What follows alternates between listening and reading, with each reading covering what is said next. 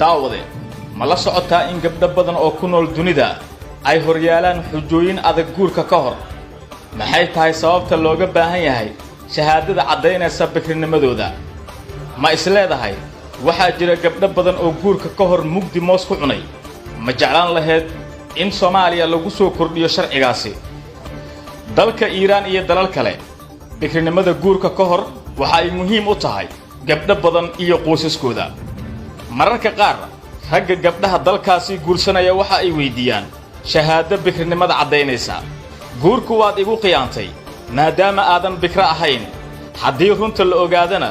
cidna kuma guursanayso ayuu yiri sayga Maryam kadib markii uu galmooday habeenkii ugu horeysay aqalgalkooda از این برگه خوشمون نمیاد ما مجبوریم به خاطر این برگه خودمون رو ثابت کنیم من الان اینجا اومدم نه به خواست خودم به اصرار خانواده waxayna Maryam isku dayday in saygeeda ay u xaqiijiso inay bikra tahay horeyna wax galma aysan u sameeynin walow uusan dhiigii imaanin markii ugu horeysay ee saygeeda ay sariirta ku kulmeen saygeedana ma uusan aaminin waxa uu weydiiyay inay tusto shahaadada caddaynaysa inay bikra tahay gabdhaha marka la soo doonto ama ba nin la siiyo waxay u tagaan dhakhtar si bikirnimadooda ay u baaraan kadibna ay u helaan shahaado caddaynaysa inay bikra yihiin من به عنوان یک دختر از این جامعه گواهی بکارت رو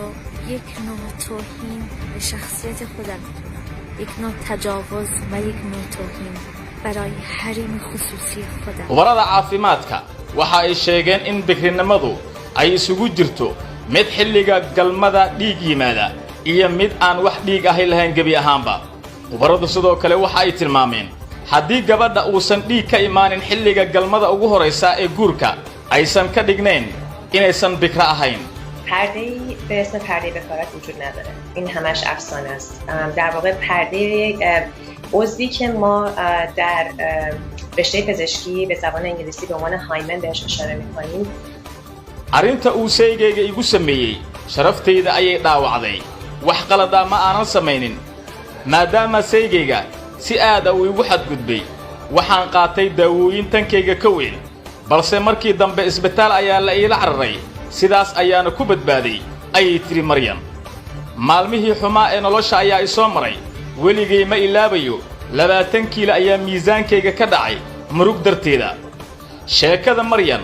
waa mid haysata gabdho badan oo ku nool dalka Iiraan iyo wadamo kale dumarka oo siyaabo kala duwan bikirnimadooda ku waaya waxa ay galaan qaliimo kala duwan si bikrada haweenka loo soo celiyo sharaftooda ay u badbaadiyaan iyo tan qoyskooda waxaana ka baxa qarash aad u fara badan waxay xadgudub ku tahay xuriyadda qofka waana bahdil ayay tirinada oo ka mid ah dadka sida weyn arrintan ugu ololaya una soo horjeeda in gabi ahaanba sharcigan la laalo wadamo kale oo dhaqanka noocan oo guracan ka jira ayaa ka mid ah dalalka Indonesia Iraq iyo Turkiga haddaba wiilow gabar aad gur wadaagaysaan ma weydiin lahayd shahaadada caddaynaysa bikirnimadeeda gabaray